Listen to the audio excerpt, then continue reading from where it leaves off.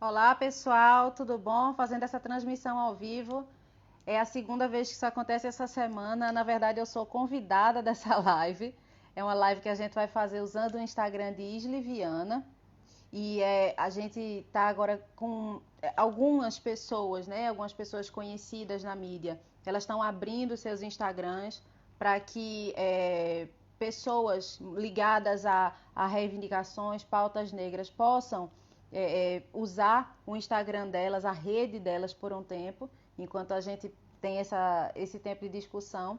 E eu fui convidada por uma pessoa muito especial, ela se chama Daisy, e ela está usando o Instagram de Isli Viana. Então eu vou só esperar um pouquinho, entrar mais gente. Daisy vai entrar aqui daqui a pouco e vamos esperar, tá bom? Tenha só um pouquinho de paciência que já já chega.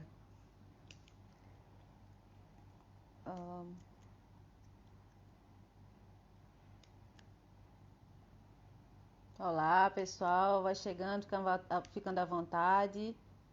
Edson, J. Nunes, é um prazer ter vocês aqui, pessoal. Tenho certeza que o papo de hoje vai ser muito legal. Como eu já expliquei antes, eu não estou convidando, eu sou uma convidada. Então, a gente está tendo que fazer com o meu perfil como principal, porque tem alguma indisponibilidade técnica aí que a gente não está entendendo. O Instagram dando bug, mas eu tenho certeza de que isso é só um pequeno detalhe. Aqui, já chegou, vou só esperar a solicitação para participar. Vamos ver aqui o que é que vai dar, gente. Fiquem esperando aqui junto comigo que o rock hoje vai ser bom, tá? Aí, Gilmar. Ok, Tudo certo? agora Agora estamos. você está conseguindo me ver, né? Tá bom. Agora eu tô. Agora eu Quem tô. entende esse Eu negócio de acredito que isso é um problema na tecnologia? plataforma, Débora. Eu acredito, porque está acontecendo É. muito. Uhum. É. Eu A faço o vida, seguinte, né? quando a gente vai fazer, é bom que deu jeito, né? É bom que tem Sim. solução. É. O que é que eu faço na live? Eu coloco aqui, eu vou comentar com o tema Ok. da nossa live e aí você fixa o Comenta aí. comentário para o pessoal que for entrando depois saber o que é que a Daisy, gente está falando, né? eu te confesso que eu um dia desse tentei fixar e não consegui. Vamos Mas ver se vamos tu ver se eu consegue consigo agora. agora. Comenta aí. A Porque gente o clica do pessoal que lado, chega é? em cima, Ibu, em tudo cima do bom, meu Ibu? comentário. Tá Pode bom. Você clicar já em cima e vai comentou? aparecer fixa. Agora eu Comentei. vi. Peraí. Tá. Ai, meu Deus. Eu sou terrível com tecnologia. O que meu marido tem de bom, eu tenho de ruim. É Aqui, bom que se fixar completa. comentário. Ê! Ganhei! Pronto, porque o pessoal que for entrando depois, aí já não se perde, né? Sabe o que é que a gente está conversando aqui. E Tem ontem uma eu morri de ideia. tentar numa live que eu estava participando e não consegui. O comentário se perdeu. Eu Tá dei para vendo? fixar. Ok. Ah, que bom, tá vendo? Conseguiu aqui, já teve uma evolução aqui nessa Tá conversa, vendo? tá vendo? Que Já coisa vou dormir boa. menos burra.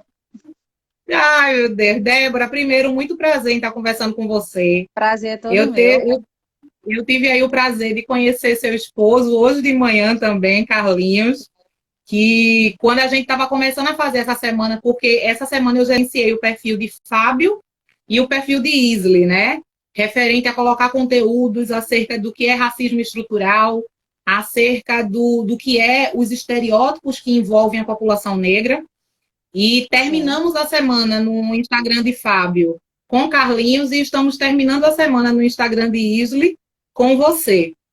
Legal. E Que a honra. ideia, é que a gente traga realmente esse olhar, sabe, Débora? Não só da nossa vivência, porque nós vivenciamos isso, mas a nossa experiência de conhecimento mesmo, a experiência sua e de Carlinhos aí no continente africano, né, no Senegal, como essa diferença, os estereótipos que a gente vê aqui Isis, no Globo Repórter, que o continente africano ele é só miséria, é pobreza, é guerra, né, uma impressão e uma imagem completamente deturpada. Eu tive a oportunidade de ir para dois países do continente africano, que é a Guiné-Bissau e Cabo Verde, e só realmente quando a gente chega é que a gente vê o quanto a imagem é passada para a gente de forma distorcida. Então, eu queria que você conversasse de forma muito tranquila, isso aqui é um bate-papo, sobre a tua experiência, o teu olhar, o olhar que você tinha antes de ir para o Senegal, o olhar que você teve, o olhar que você construiu. Então, é passar realmente essa experiência para o pessoal que está escutando a gente. Tranquilo. Então, eu estou no Senegal desde 2014 com a minha família. E a primeira vez que eu vim aqui foi em 2011, foi nas férias. E eu confesso que, realmente, assim, se tratando de estereótipos, eu era completamente alienada. Eu tinha essa ideia, realmente, da África como uma grande selva. Eu cheguei aqui, eu achava que ia ver girafa, leão, solto na rua, Exatamente assim. macaco. Eu achava que aqui era um lugar de gente ignorante, um lugar atrasado, não só tecnologicamente, mas também cientificamente, culturalmente. E a imagem que eu tinha da África era muito ligada assim à estética. Então, a África eu pensava em dança, eu pensava em roupas bonitas e coloridas, mas eu não conseguia ir além dessa imagem superficial. E quando eu cheguei aqui, eu fiquei bem surpresa. E é interessante eu confessar essa ignorância, porque às vezes eu não tenho muita paciência com quem hoje tem essa visão. Mas eu preciso me lembrar que eu já pensei assim. Então, eu fui aos poucos, né, percebendo que aqui é um lugar de pessoas muito inteligentes. Para começar, perguntaram que línguas que eu falava, uma conversa informal, assim, eu falei, eu falo português, francês, inglês. A pessoa assim, só. Porque as pessoas aqui, elas falam muitas línguas, muito mais do que isso. Desde crianças, então o pessoal me tratava como se eu fosse meio tapadinha, sabe? Então foi uma experiência muito engraçada. E isso quando eu vim visitar, né? Quando eu vim morar aqui, que o meu contato com a cultura realmente começou a se aprofundar mais, aí foi que eu comecei a ver o nível de inteligência mesmo das pessoas. Então, produção acadêmica, capacidade de conhecimentos gerais profundas, as pessoas encontram também soluções práticas para problemas do dia a dia, um nível de inteligência tanto acadêmica, como aquelas pessoas que nem foram para a escola, a inteligência empírica também é muito forte. Existe uma inteligência emocional que as pessoas têm, porque elas têm uma base de ancestralidade muito forte, que dá para elas uma calma, uma visão de mundo correta e ética, enfim. Então, foi muito legal. É lógico que aqui tem problemas. Eu não vou dizer que o Senegal... Eu não posso falar de África, não posso generalizar, porque eu nem conheço o restante da África. Mas eu não vou dizer que o Senegal é um paraíso. Existem problemas e é por isso que a gente está aqui. A gente desenvolve um projeto social, né, para servir de plataforma para pessoas em situação de vulnerabilidade social. Porém, o que eu imaginava não chega nem perto do que é a realidade. E isso é incrível, né, Débora? Essa mudança de olhar. E é isso, o quanto muitas vezes a gente, quando se aprofunda nessa temática, isso foi uma conversa até que eu estava tendo com o Carlinhos às 10 horas, né, aqui do Brasil, que a gente precisa estar o tempo todo se lembrando que nós já tivemos esse pensamento. Sim. E que a gente teve as experiências e que a gente buscou conhecer, mas que a gente já teve esse pensamento. E que muitas vezes a gente perde a paciência de ser didático e pedagógico o tempo todo e de estar explicando.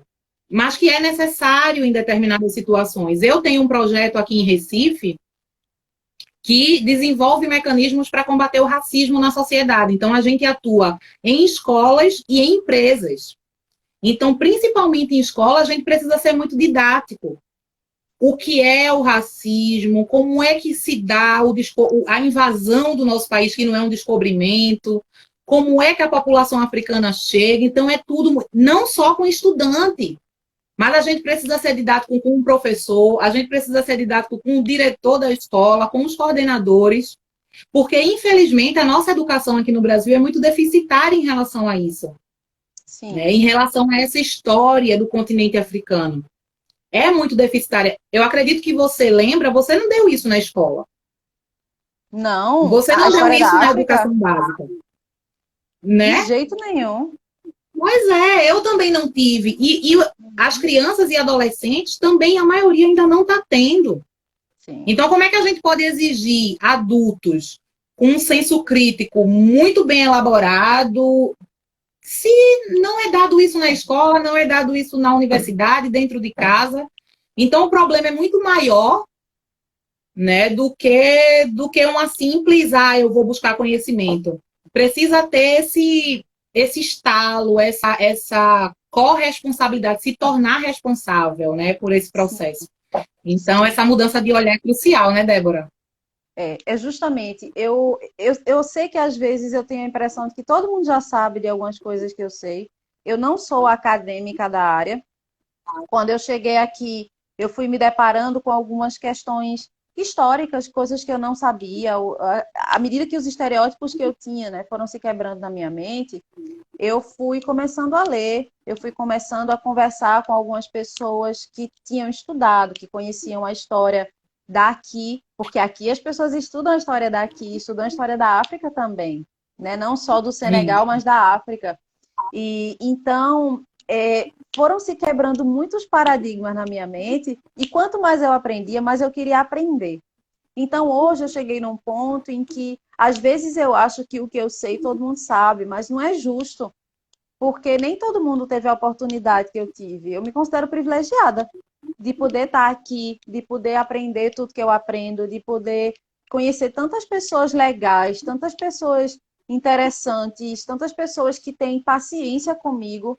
Eu estou falando das pessoas daqui do Senegal, dos nossos amigos e amigas senegaleses, que têm Sim. paciência, que curtem, né, ver minha curiosidade, que sentam comigo e me explicam, me ensinam. Ontem mesmo eu estava com um antropólogo senegalês. O cara deu um show. Ele me explicou sobre um monte de coisas que eu não sabia. E ele é muito, muito inteligente. Então, assim, é um privilégio para mim poder estar aqui, poder estar junto com essas pessoas que têm tido tempo de me ensinar e tudo isso. Então, da mesma forma que eu tenho recebido, né, paciência, uma boa dose de paciência das pessoas que estão ao meu redor, eu preciso ser paciente com outras pessoas também. Eu preciso ser amorosa, eu preciso ser didática. E eu considero que o fato de eu ter esse privilégio, ele precisa retornar até como um senso de dever meu com aquelas pessoas que estão ainda não têm todas as informações que eu tive. Então, é algo que eu faço.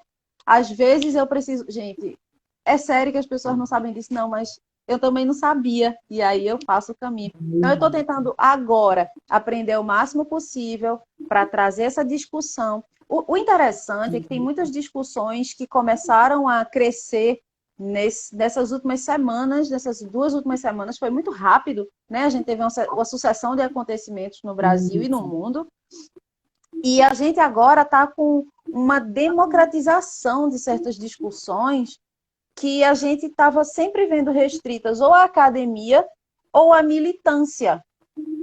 E eu não me Uhum. considero nem acadêmica e nem militante. Eu sou uma pessoa comum, eu sou uma pessoa comum que defendo algumas causas, mas eu sou uma pessoa comum transitando aqui nesse mundo, então eu acho que é tempo. Essa caixa de Pandora foi aberta com alguns Sim. acontecimentos tristes, lamentáveis, trágicos, porém importantes para que a gente pudesse começar a se perguntar certas coisas, falar de certos assuntos que eram varridos para debaixo do tapete, que a gente cresceu ouvindo assim, melhor não falar sobre isso, deixa isso para lá, né? Que eram vividas somente em nível individual, mas que a gente não compartilhava para chegar a uma compreensão de que isso faz parte de uma vivência coletiva, de que essas vivências, elas na verdade são um fenômeno, né? Então, eu Exatamente. acho que é uma oportunidade muito importante A gente não pode considerar tudo isso que está acontecendo como uma moda. A gente precisa falar sobre. E eu preciso dizer também que eu não considero que a gente vai ter que se tornar aquele tipo de pessoa raivosa e amarga que vê os brancos como inimigos. Eu acho que isso é perigoso. Eu acho que não cabe a gente fazer isso. A gente tem grandes amigos, parceiros na luta, pessoas que estão junto com a gente de mão dada. O que a gente está lutando, nosso grande inimigo é a desigualdade, é a injustiça e a opressão. Então, se qualquer pessoa de qualquer cor entender isso e quiser aprender mais e se juntar, eu acho que todo mundo ganha. A gente só tem a ganhar. Exatamente. Isso é algo muito importante, sabe, Débora, de reforçar, porque essa luta antirracista, ela não é uma luta da população negra contra a população branca. E isso é muito importante que a gente retifique, que a gente continue repetindo, porque isso é uma luta da sociedade contra um sistema racista, contra um sistema que mata, que tira as oportunidades, que nega direitos. Essa é a nossa luta, essa é a nossa briga. Né? E principalmente no projeto que eu tenho aqui em Recife, Débora, que a gente tem como base a filosofia Ubuntu, e a filosofia Ubuntu, ela traz justamente essa ideia de que eu sou porque você é. Eu só posso ser pessoa através de outras pessoas. E não é a pessoa que é igual a mim. Não é a pessoa que tem a mesma cor que eu, o mesmo idioma, a mesma religião. Não. São todos os seres humanos. Então, é muito importante a gente retificar isso, porque muitas vezes a população branca, eu observo muito isso, se afasta dessa temática porque, não é meu lugar de fala, essa luta não é minha, e é. E principalmente porque o racismo em si, ele é uma problemática branca. Ele foi produzido pelos europeus. Então, as pessoas brancas precisam se responsabilizar, entender que essa luta também é delas. Principalmente aqui no Brasil, o racismo ele foi estruturado de uma forma por leis, pela questão econômica, pela questão política, de uma forma a beneficiar um grupo, que era a população branca, e a negar direitos ao outro grupo, que era a população negra. Então, até hoje, a população branca ela tem os privilégios decorrentes desse processo e a população negra sofre as consequências desse processo. Então, se os dois grupos, se todos os grupos, inclusive que indígenas, que também sofrem racismo, não é só a população negra, se todo mundo entender que essa luta é, de fato, de todos, a gente só tem a ganhar. E, de fato, é uma transformação social. Não é uma transformação para a gente inverter. Agora a população negra está no poder e a população... Não é isso. Isso é muito importante que a gente retifique. Então, realmente, isso que você falou, ele faz total sentido. Não é uma queda de braço, não era para ser uma queda de braço. A gente quer que seja uma luta da sociedade, porque os meus amigos que são brancos, né, as pessoas que fazem parte do meu círculo de amizade, são pessoas honradas. Eu não ando com gente que não presta. Eu só ando com gente que presta. Então, qualquer pessoa honrada vai reagir com raiva, né? Quando vê a opressão, vai dizer assim, eu preciso, o que é que eu posso fazer para resolver isso? O que é que eu posso fazer para ajudar essa situação a não existir mais? Então, a gente precisa entender que se a gente trabalha nessa base do nós contra eles, no sentido de divisão, todo mundo perde. É uma luta que a gente tem que... parece contraditório, mas é uma luta que a gente tem que se engajar com como é que se diz? Deixa eu me lembrar da expressão. Com sangue nos olhos. Sangue nos olhos, é verdade. Linha de frente. Eu costumo dizer que a gente tem que ir para a linha de frente. Exato. A gente tem que ter sangue no olho. E, ao mesmo tempo, a gente tem que ter muito amor. Se a gente não transbordar de amor, não vale nada. Porque o mais importante é isso. É a gente amar o suficiente o nosso irmão, o nosso amigo que está do nosso lado e que juntos a gente possa construir uma sociedade mais justa. Parece utópico, mas eu acredito que isso pode acontecer.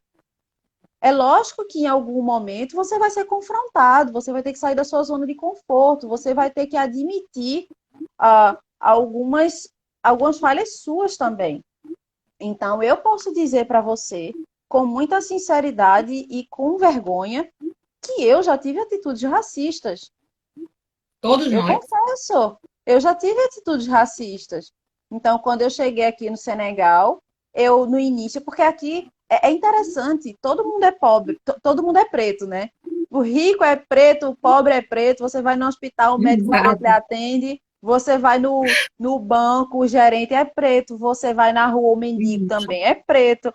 Então, assim, todo mundo é. Exatamente. Então, eu estava tão desacostumada a ver preto em espaço de poder que quando eu andava na rua e via, né, pretos dirigindo carrões, aqueles carros enormes de luxo, que aqui tem uma galera ricona, eu achava a coisa mais estranha do mundo. Eu falava assim, gente, deve ser motorista. Porque Todo mundo é motorista, né? pois é, né? Muito motorista nesse país. A gente não está acostumado, a É gente não isso está mesmo. acostumado a ver preto em espaço de poder, a gente não está acostumado a ver preto rico. E é estranho ainda. Então eu precisei superar esse estranhamento, e eu considero que esse estranhamento era racismo entranhado no meu coração, né? Com certeza. Então eu tive que me desconstruir em muita coisa quando eu cheguei aqui no Senegal.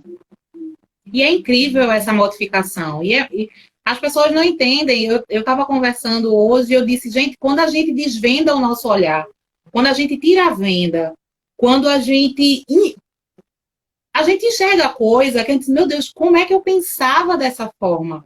E como Sim, eu te disse no início, eu fui para Guiné-Bissau e para Cabo Verde. Cabo Verde é um país mais miscigenado. Então você vê cabo-verdianos brancos, pardos, assim, feito eu, feito você, né? Essa tonalidade mais miscigenada. Vê negros retintos, do tom de pele mais escuro. Então, o Cabo Verde é muito Brasil, né? Você vê diversas já me tonalidades. Quando falaram, você eu chega nunca fui, mas já me falaram é que é assim. incrível, vale a pena, é lindo. E aí, quando eu fui para a Guiné-Bissau são pretos retintos. Então, eu é que era olhada na rua.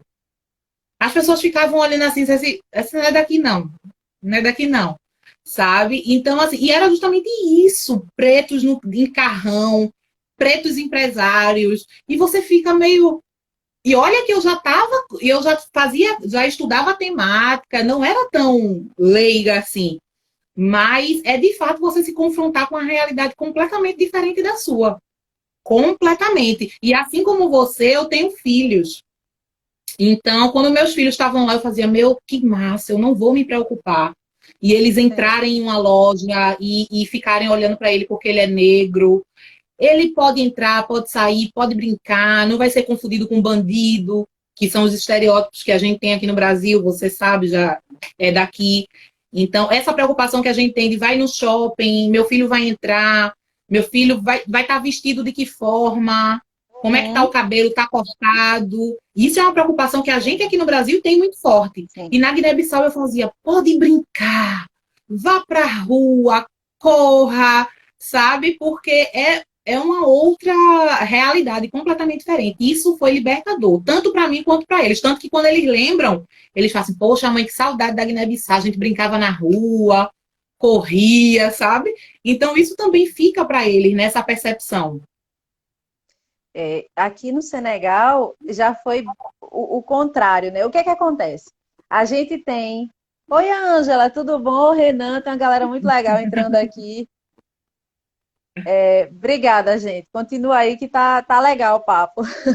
Então, eu tive já foi o contrário, porque como a gente criou nossos filhos, né, durante muito tempo aqui, e eles ficam super à vontade, como você deixou que seus filhos ficassem em Guiné-Bissau, quando a gente se organiza para ir no Brasil, é que a gente começa a botar a mão na cabeça e falar assim, Jesus, como é que vai ser?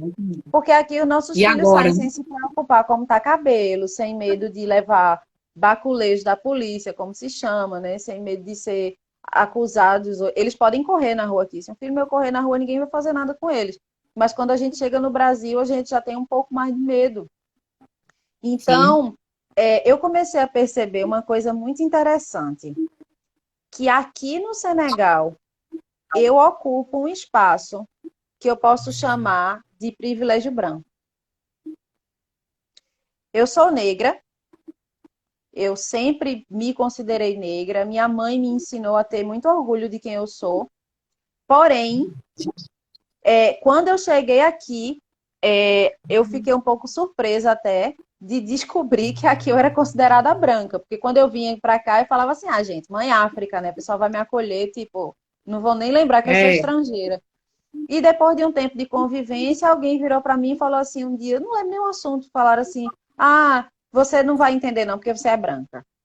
E eu, como assim, gente? Sou branca, sou preta. Então, assim, o que eu entendi é que o ser branco, o ser preto, não tem tanto a ver com cor de pele, tem a ver, porque eu já vi até senegalesas mais claras do que eu, mas tem a ver com mentalidade. A minha mentalidade, ela é ocidental.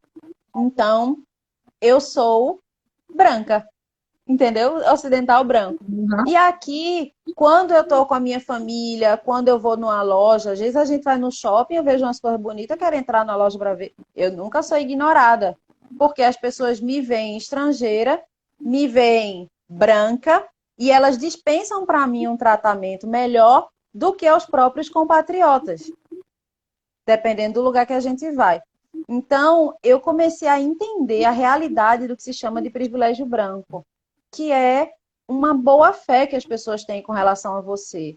É o olhar que a Isso. sociedade tem para quem é branco, de que você está falando a verdade, de que você é honesto, de que você não é ladrão, etc, etc, etc. Então, assim, é uma situação muito delicada, e foi uma situação muito estranha quando eu me dei conta disso, quando eu me dei conta de que quando eu estou no Senegal eu vivo esse privilégio.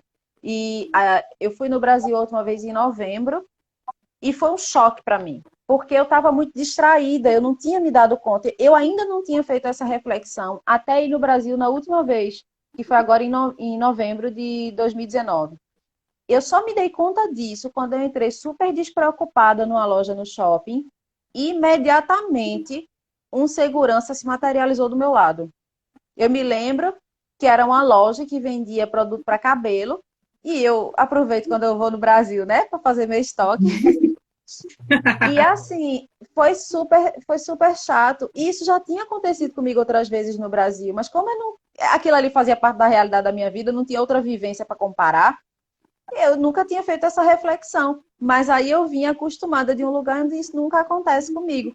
E aí, quando eu me vi nessa situação, eu falei assim, gente, então eu experimentei o que, em geral, uma pessoa branca experimenta, que é não ser incomodada, que é, né, não ser olhada de lado, não ser olhada como uma ameaça e etc. Então, assim, é estranho.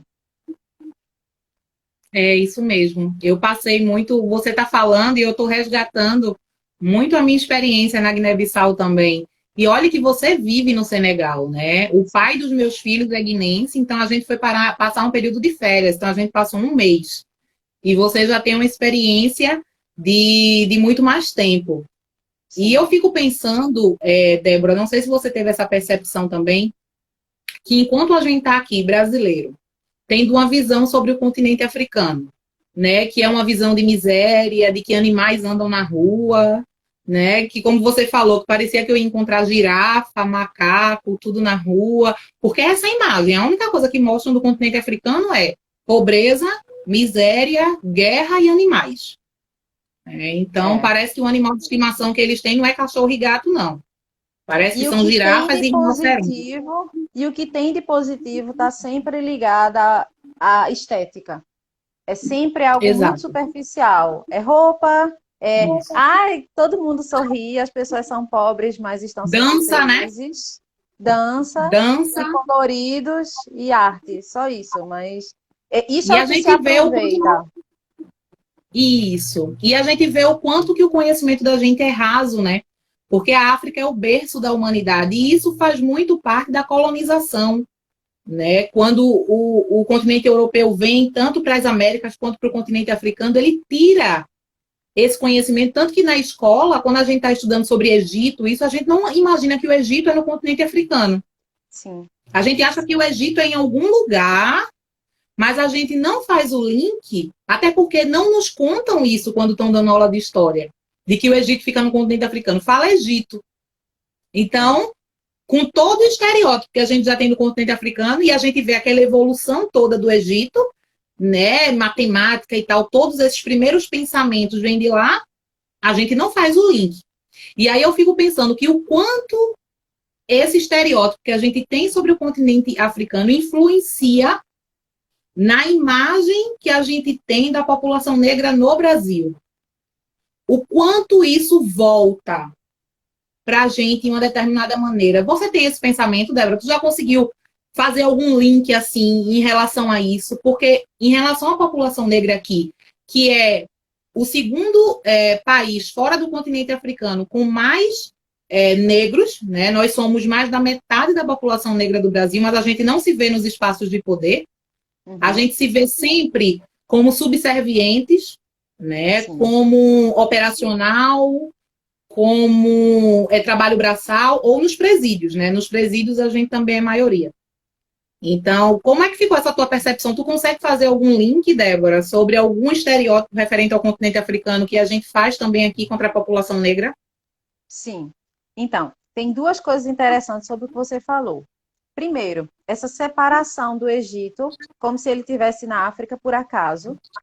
Eu estou lendo um livro muito interessante. Eu gostaria de recomendar ele para quem quiser se aprofundar no assunto. Ele se chama A Matriz Africana do Mundo, de Elisa Larkin do Nascimento. E esse livro, ele desconstrói muitas ideias erradas a respeito da África, com uma linguagem muito acessível, muito fácil de compreender. Então, não é aquele livro acadêmico, é um livro para quem quer curtir a leitura. E ele está me ajudando a entender muita coisa. E esse livro ele faz uma colocação muito interessante. É que as pessoas, às vezes, pensam no deserto do Saara como se fosse uma muralha intransponível, como se fosse uma barreira entre o Egito, que está em cima, e a África, que se chama África subsaariana, né? Onde estão Sim. os países hoje mais negros, já que as pessoas que vivem no Egito hoje têm a pele um pouco mais clara. Mas já é comprovado através de muitos documentos históricos daquela época. Eu não estou falando coisa que vem depois dos documentos daquela época. Que o deserto, ele não era uma barreira intransponível, ele era uma rota comercial. Então, as pessoas estavam o tempo todo indo e voltando. Então, essa troca de cultura, de conhecimento, de produtos, de riquezas, ela circulava. A África era um continente que tinha uma troca intensa de produtos e de outros bens e materiais. Então, o que se preservou foi o que ficou do Egito, porque eu estava mais embaixo, foi quase que todo destruído, mas existem algumas ruínas, existem algumas construções que são preservadas e que permitem a gente ver que as civilizações subsaarianas, como se diz, elas estavam em pé de igualdade com o Egito. Existem, no mínimo, 3 outras que eram igualmente gloriosas, tanto quanto o Egito. Isso é uma coisa. E a outra, você estava falando de estereótipo, meu Deus, a minha cabeça agora viajou. O estereótipo da... Ah, lembrei. Essa história da gente não saber de onde a gente veio, né? Do estereótipo sobre a África influenciar as pessoas a ter determinadas ideias sobre os negros. Isso é muito importante. Isso é muito sério. Porque o que acontece? Repara só. Eu tenho amigos descendentes de alemão. Eu tenho amigos descendentes de italiano. E é super comum, às vezes, a gente tá falando. Eu tenho uma grande amiga que ela gesticula muito. Aí ela brinca dizendo assim: é porque eu sou descendente de italiano. Se amarrar minha mão, eu não consigo falar. Sim. E a gente ri muito, porque a gente sabe que é verdade, né? Porque faz parte da cultura italiana esse se comunicar, né? Com mão e tal. E muito... Exatamente. Eu tenho amigos descendentes de alemão, eu tenho uma grande amiga que foi criada na colônia alemã. Existem alguns traços de personalidade dela que a gente vê que são realmente influenciados pela cultura alemã. E ela gosta de falar sobre isso, a gente conversa, ela fala, é bom para ela saber de onde ela veio, poder fazer esse paralelo. E eu fico me perguntando assim, gente, por que a gente não consegue, né? Porque a gente foi arrancado, nossos antepassados, eles foram eles foram arrancados, então a gente não sabe. Então, eu acho que já está mais do que na hora. A gente está numa época de informação rápida, fácil, acessível. Talvez antes a gente tivesse dificuldade para encontrar material, né, para buscar conhecimento. Talvez antes não fosse tão fácil assim. Mas a gente está vivendo uma época da história da humanidade em que a informação ela está completamente democratizada. Qualquer, né, pessoa, até um pouco mais humilde, ainda que não tenha uma conexão de internet em casa, tem como desenrolar, tem como procurar, se conecta, procura ler, troca ideia, entra num grupo. É muito importante que as pessoas procurem buscar, porque é muito importante que alguém que é negro seja capaz de dizer uma coisa positiva de si mesmo e diga assim, é porque eu sou africano. Sabe? Exatamente. É porque meus bisavós eram africanos, essa é a minha raiz, e é por isso que eu sou assim. Então, vou dar um exemplo. A gente é muito apegado à família, porque é coisa de africano, né? Eu sou descendente, então, coisas positivas, da mesma forma que a gente vê uma neta, bisneta de italiano falando isso, uma neta, bisneta de alemão falando isso. Eu sonho com um dia em que o nosso povo vai poder encontrar coisas positivas em si mesmos e poder atribuir isso às suas origens. Mas isso só vai acontecer quando esse conhecimento a respeito de si mesmo for democratizado. A gente precisa que se abram as comportas do conhecimento, as comportas da conversa, as comportas do acolhimento. Então, quem sabe, acolhe quem sabe menos, e a gente compartilha conhecimento até que todo mundo saiba o mesmo tanto, né? Uma velinha, É quando você verdade. ilumina a outra vela, a chama dela não se apaga É nem verdade. diminui. Então, a gente precisa levar a sério esse compromisso. A gente que já tem acesso a mais informação, a gente que tem mais conhecimento, a gente precisa lembrar que tem gente que não tem. A gente precisa ajudar a construir a autoestima dos nossos semelhantes. O caminho Isso. precisa passar por isso. Isso. E a autoestima, aqui, o que a gente fala tanto sobre empoderamento, né, Débora, passa justamente sobre isso, porque se a gente vier para o contexto bem brasileiro e a gente for falar do nosso racismo linguístico, por exemplo, nós temos muitas expressões racistas. Então, o cabelo crespo não é crespo, é ruim. Uhum. Ter o nariz largo é feio. Lista negra, ovelha negra, mercado negro, tem todo um sentido negativo referente a isso. Né? A palavra denegrir, a expressão grana preta, que é uma expressão que vem da época da escravidão, e quem tinha grana preta eram os senhores de escravo que tinham muitos escravos para Ah, não trocar. Então, sabia essa. ele tinha grana preta. O termo, até hoje, que a gente utiliza de empregada doméstica, por exemplo, ele vem de domesticar, ou seja, a população negra escravizada não era considerada humana, era considerada animal. Então, quem Uhum. conseguia trabalhar na casa grande era porque tinha sido domesticado. E até Uhum. hoje existe a profissão empregada doméstica. Então, como é Sim. que a gente consegue se referenciar e querer ser e se autodeclarar negro se tudo que é referente ao negro é negativo no Brasil? É muito complicado. É muito complicado. Então, essa referência, sabe, Débora, se a gente tivesse uma noção que isso, inclusive, é uma das estratégias do sistema escravista, era pegar africanos de várias etnias e vários locais do continente africano, misturar, porque eles não iriam saber se comunicar. E então a gente aqui, eu sei que eu tenho uma tataravó e uma bisavó que é de origem africana, mas eu não sei de que região. E a gente precisa entender que a África é continente, tem mais de 50 países, com dialetos diferentes, com cultura diferente, com costumes diferentes. Então, eu não sou da África. Eu sou de Guiné-Bissau, eu sou de Senegal, eu sou de Exato. Nigéria. E eu Isso acho que é a muito gente pode até ir importante. além, porque uma coisa que a gente precisa levar em consideração é que a divisão política dos países africanos, ela não foi feita pelos africanos, isso também é uma herança colonialista. Exatamente. Então, quando a gente está aqui nessa região onde a gente vive, né? África, Guiné-Bissau, Guiné-Conakry, tudo isso aqui era uma região. E eu já Isso. vi o mapa da distribuição étnica da África.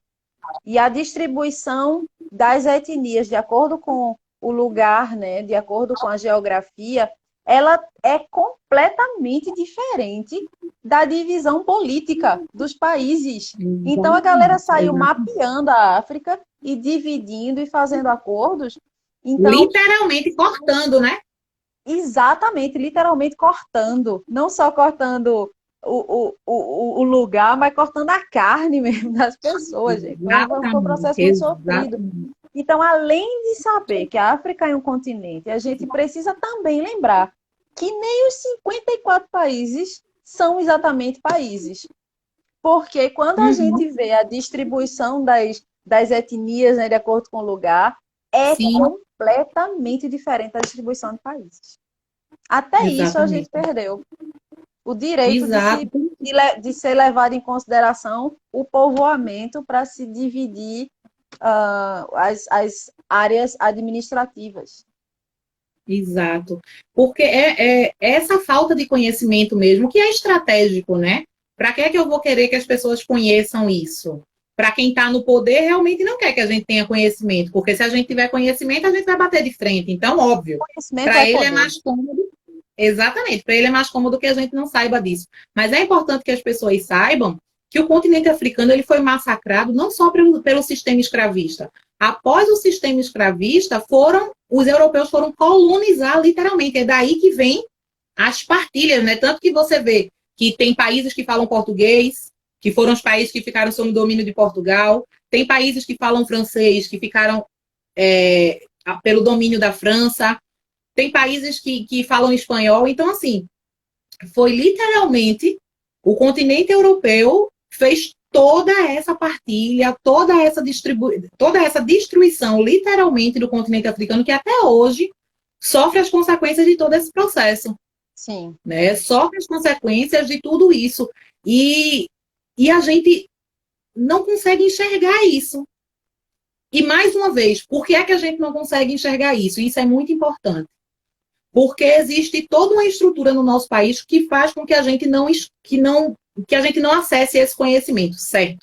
Mas se você está tendo a oportunidade de agora, neste momento, você está numa live com Deise e com Débora, e a gente está contando a você e passando um pouquinho do conhecimento que a gente tem referente a isso, eu acho que é importante você pegar isso como sua responsabilidade de obter conhecimento.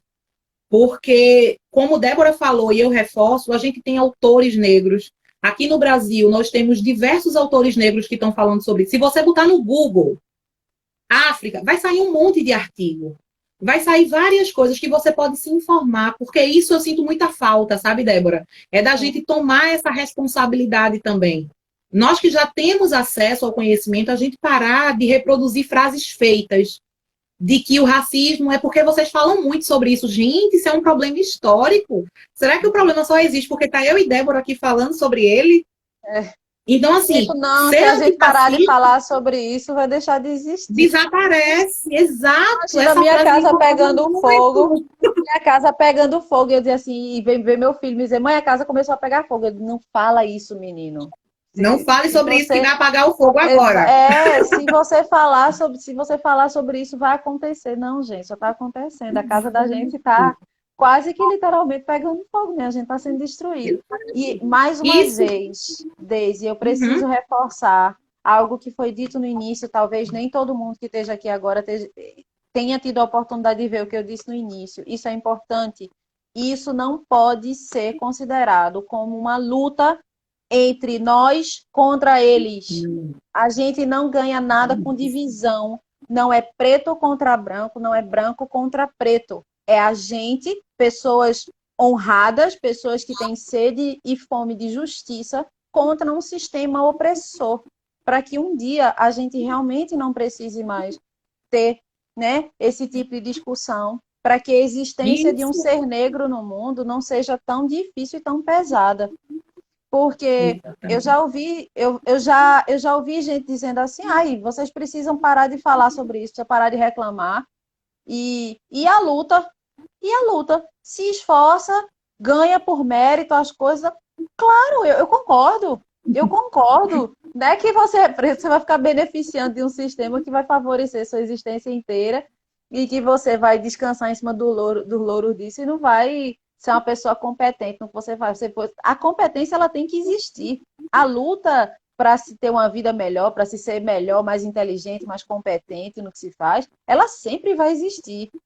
A única Isso. coisa que a gente, pela qual a gente luta, é que essa chance seja dada igualmente a brancos e a negros, é que a gente viva numa Exatamente. sociedade igualitária. Então, se você é branco e você odeia a opressão, se você é branco e você não é racista, você precisa se engajar nessa luta também. E você tem um Isso. amigo preto, conversa com ele, pergunta assim: quantas vezes você já sofreu racismo? Quantas vezes você já foi confundido? Pergunta para uma pessoa bem de vida, né, que é negra. Aí, fulano venceu na vida. Por exemplo, Isso é eu, tão eu nunca cruel. fui pobre. Eu nunca fui pobre. Eu já nasci numa família de classe relativamente boa. Era uma família, aquela família de classe média, filha de servidor público, né, Sei, sei. confortável, estudei bem e tal. E depois eu entrei num banco, passei num concurso, porque eu tinha tido uma boa educação, passei no concurso, depois de um tempo fui subindo na carreira e cheguei ao cargo de gerente. Então, teoricamente, quando as pessoas dizem assim, ah, mas isso é um problema social, não é um problema racial, vocês têm que falar de pobre, não de preto. Mas se isso fosse verdade, eu não teria sido tantas vezes confundida com estagiária, eu não teria tido minha capacidade tantas vezes questionada por pessoas que simplesmente paravam na minha frente e que nem tinham me dado a chance de explicar. Eu já fui confundida com babá no clube que eu era sócia com meus filhos, né? Então, é tanta coisa que acontece. O problema não é só econômico, ele é sim racial. E a primeira coisa que a gente tem que fazer é reconhecer que ele existe e todos nós que queremos viver em uma sociedade mais justa e melhor, a gente precisa se engajar nessa luta. Não é uma luta só de preto, gente. Exatamente. A luta A gente tem que viver em antirracista é paz. justamente isso, Débora. Isso. A luta antirracista é justamente isso. Tem até uma frase de Angela Davis que está sendo muito falada esses dias, nesses últimos tempos, né? Que está vindo um turbilhão de muitas coisas acontecendo, que é: não adianta você ser contra o racismo. Você precisa ser antirracista. E qual é a diferença? Quando você é contra o racismo, você repudia moralmente o racismo e até denuncia, mas você não age. E você Exato. ser antirracista é você agir. É tipo, eu entendi que isso aqui é um problema, eu entendi que isso é um problema real, o que é que eu faço? Porque enquanto a gente está só no discurso, enquanto a gente está só na hashtag, na tela preta do Instagram, a gente não muda, a gente não é agente transformador. Uma hashtag, ela não muda, ela não deixa da população negra morrer por causa disso. Então, quando a gente levantou essa série, tanto no Instagram de Fábio quanto no de Isle, Vidas Negras Importam, e muitas pessoas chegam assim e fazem: todas as vidas importam, não só da população negra. E aí eu digo: realmente, todas as vidas importam. Claro, isso é verdade, mas isso não é realidade. Porque na nossa realidade, a cada 23 minutos, um jovem negro é morto. De cada 100 pessoas que são assassinadas no Brasil, 71 são negras. Mulheres negras, Débora, no SUS aqui no Brasil, foi feita uma pesquisa recentemente, recebem menos anestesia na hora do parto, porque Sim, existe um mito de que elas aguentam mais dor. Então, sim. assim, todas as vidas importam. E aí eu pergunto a vocês: todas as vidas importam? É para importar, mas não é a realidade. Então, enquanto não for a realidade, a gente precisa reafirmar que a vida da população negra importa, que a vida do meu filho que é negro e do filho de Débora que é negro importa, que eu não preciso ter medo de quando meu filho sai do futsal suado, que o policial vai parar, fazer baculejo ou quem sabe matar o meu filho. Eu não preciso ter essa preocupação. Eu não precisaria se todas as vidas importassem. Mas E a todas gente as vidas, infelizmente, não importam ainda. E é não. por isso a luta, né? Exatamente. E a gente precisa entender também que a gente não está lutando só pela vida física.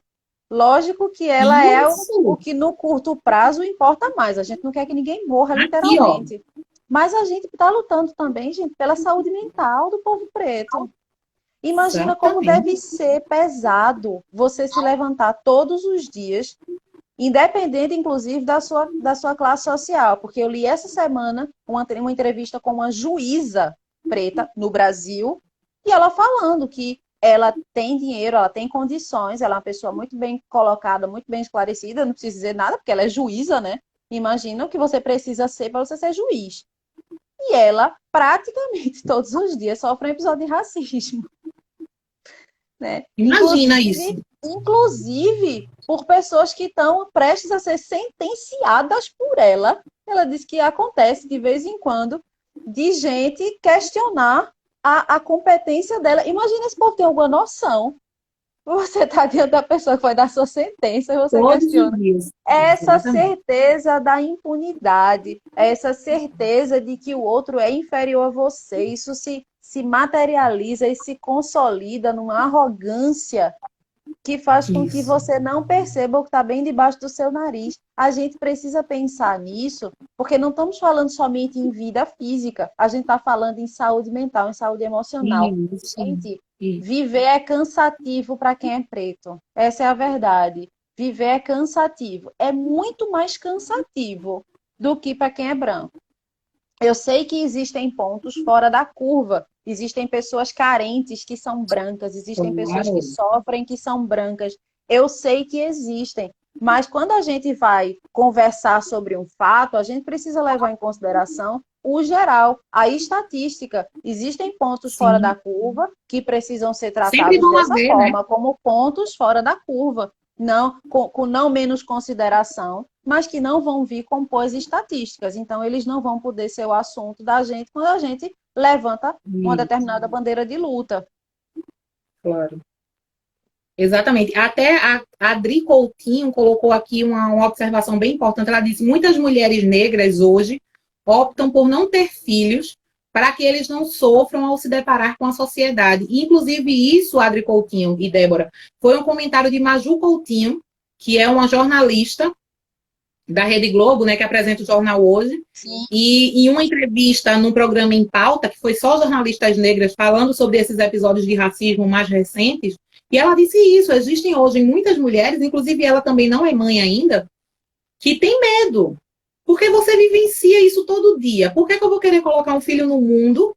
Né? Isso é um questionamento que você faz, por mais que você queira muito ser mãe, isso é um questionamento que você faz, porque, Débora, quando a gente assiste o jornal, a criança que foi assassinada por uma bala perdida ou por policiais, enfim, é parecida com o meu filho.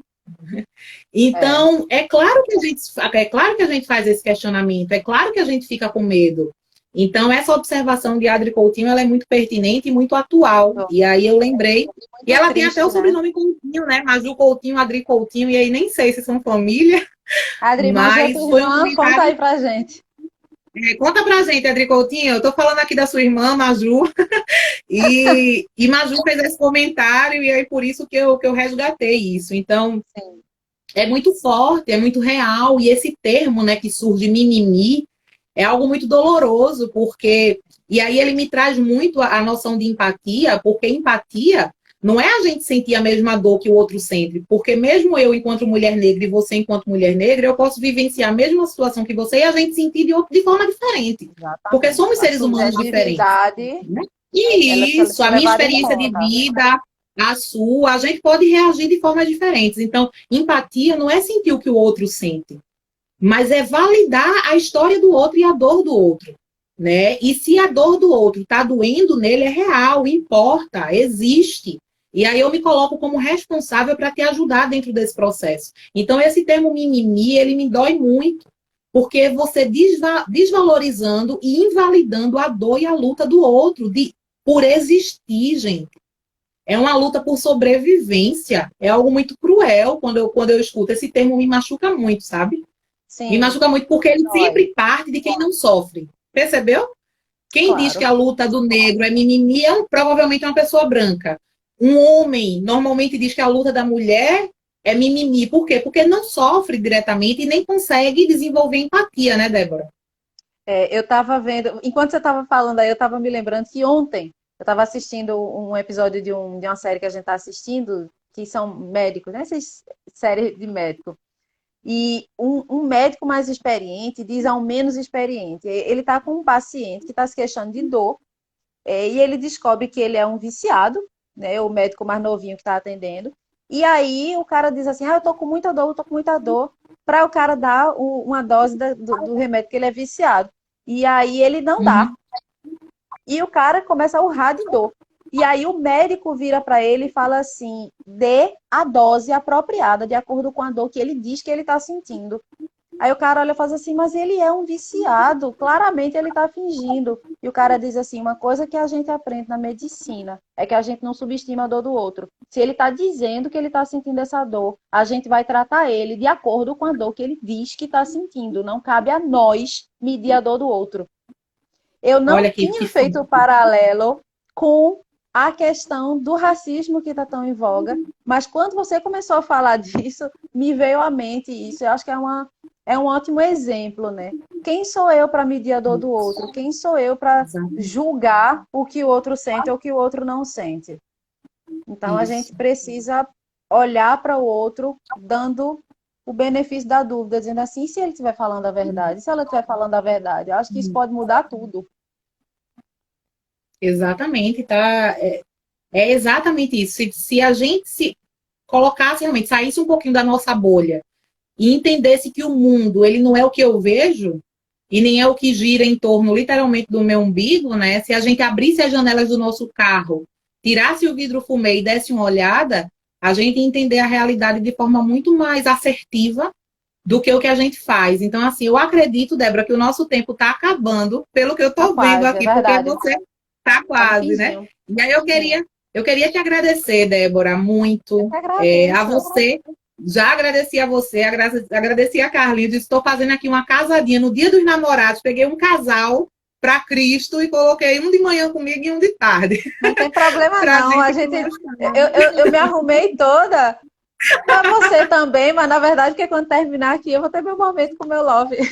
Olha aí, tá vendo? E eu aqui, ó, coloquei os dois para trabalhar em Não, não, pleno Dia dos mas Namorados. tá monitorado, nem se preocupe, que quando acabar, tá tudo dominado. Ai, que bom, Débora, que bom. Como eu disse a ele, eu digo para você, eu espero um dia, que vai ser em breve, eu tenho certeza que a gente se conheça pessoalmente. Muito obrigada aí pela disponibilidade. E deixo você Eu que agora livre agradeço. para dar sua última palavra aí, se despedir da gente, todo mundo aí que estava assistindo. Muito obrigada, gente. Pessoal, muito obrigada por estar com a gente até agora. Foi muito legal. Daisy, muito obrigada pelo convite. Foi uma honra estar aqui com você. A gente não se conhecia, então foi um Ai, que prazer te bom. conhecer também.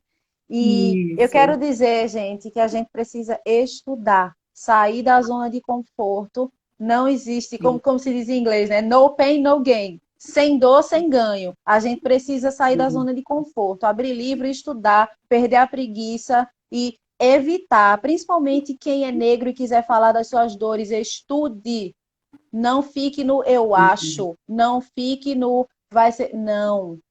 Fale do que você sabe. Se deu o trabalho de abrir livro, de estudar, a gente está no século da informação, vai buscar informação. Se quiser me mandar mensagem, me mande. Tenho certeza que Daisy vai dizer a mesma Com coisa que certeza. eu, que ela está à disposição. Nós amamos compartilhar conhecimento, então só não aprende quem não quer. Estamos juntos, a luta não vai ser vencida com ódio nem brigando, é com amor, com esclarecimento, com acolhimento, para que a gente Isso. melhore essa sociedade para todo mundo que vive nela. Branco, preto, todo mundo. A sociedade é nossa, o Isso. mundo é nosso e a gente sonha com um dia que todas as vidas vão importar de verdade, né? Por enquanto não importam, mas Com vamos toda certeza. sonhar que elas importem. Isso.